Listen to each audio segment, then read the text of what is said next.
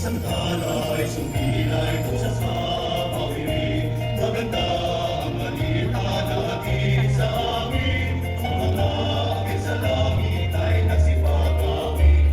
Walhati sa Diyos, sa kaitaasan. Ang kasilang mo, Jesu Cristo, ganda ng pag-ibig ng Diyos sa mundo. Aming panalangin sa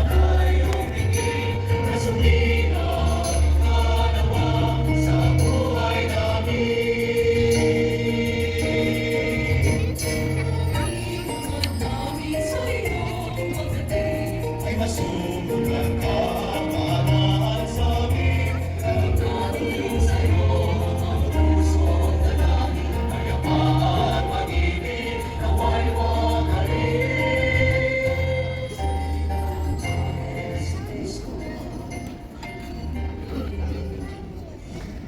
Sa ngalan ng Ama, ng Anak, at ng Espiritu Santo.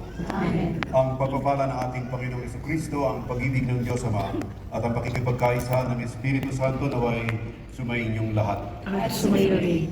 Ito ang araw na ating pinaghandaan, ang 4 na linggo ng Adbiento, at most especially para sa ating mga Pilipino, ang siyam na simbang gabi. Ito yung ating pinakihintay, ang araw ng pagsilang ng manong ubos. Upang tayong lahat ay maging karapat-dapat munog sa pagdiriwang ng banal na misa, hingin natin ang kapatawaran sa Diyos ang lahat ng balakid upang pumasok sa ating buhay ang Panginoong Jesus. Inaamin ko sa makapangyarihan ng Diyos at sa inyo mga kapatid, na gawa akong nagkasala sa isip, sa salita at sa gawa, at sa aking pagkukulang, kaya sinasamo ko sa mahal na Birhen Maria, sa lahat ng mga anghel at mga banal, at sa inyo mga kapatid, na kulay panalangin sa Panginoong ating Diyos. Kawan tayo ng makapangyarihang Diyos, patawarin tayo sa ating mga kasalanan, at patnubayan tayo sa buhay na walang hanggan. Amen.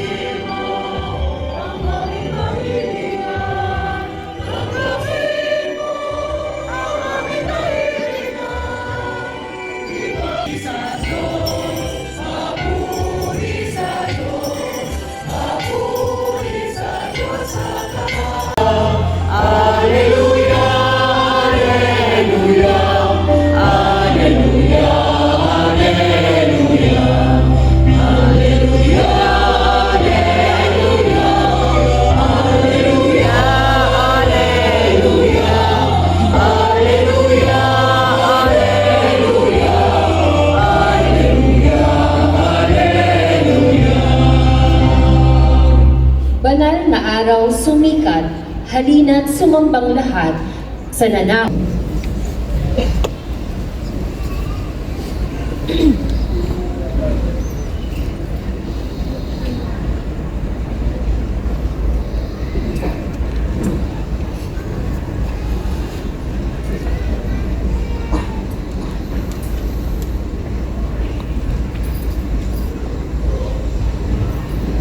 Sa pasimula pa, naroon na ang salita. Kasama ng Diyos ang salita at ang salita ay Diyos. Kasama na siya ng Diyos sa pasimula pa.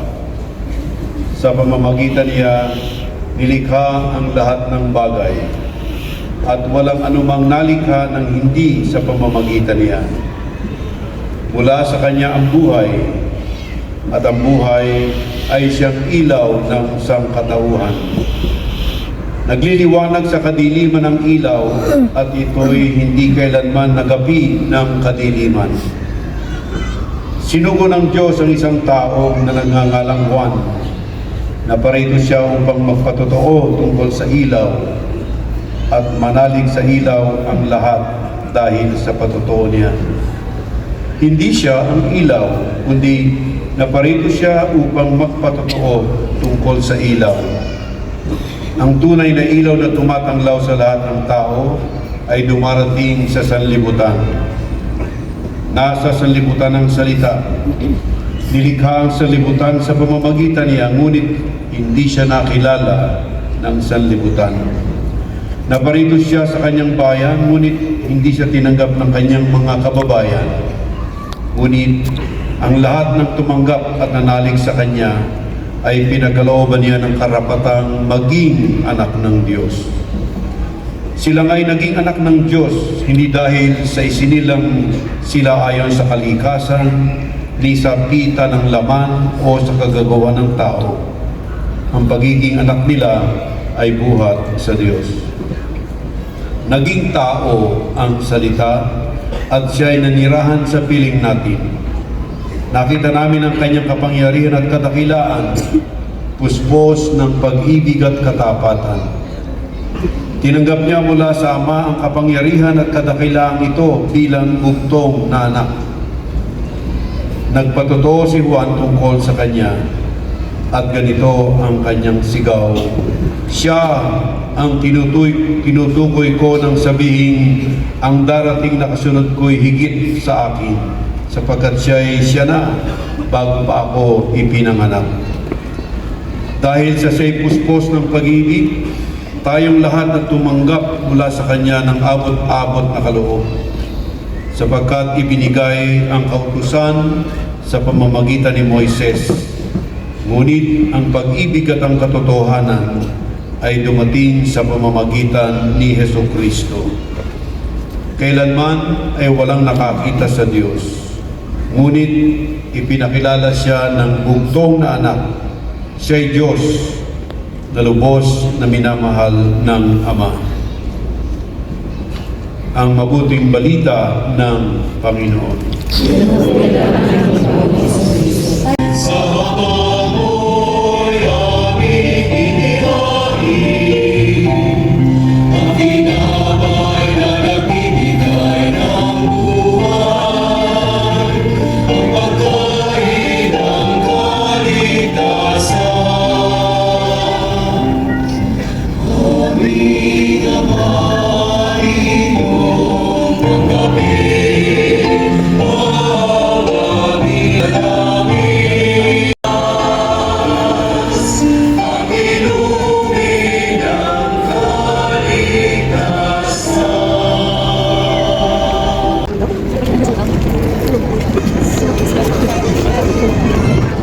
Ayun na yun.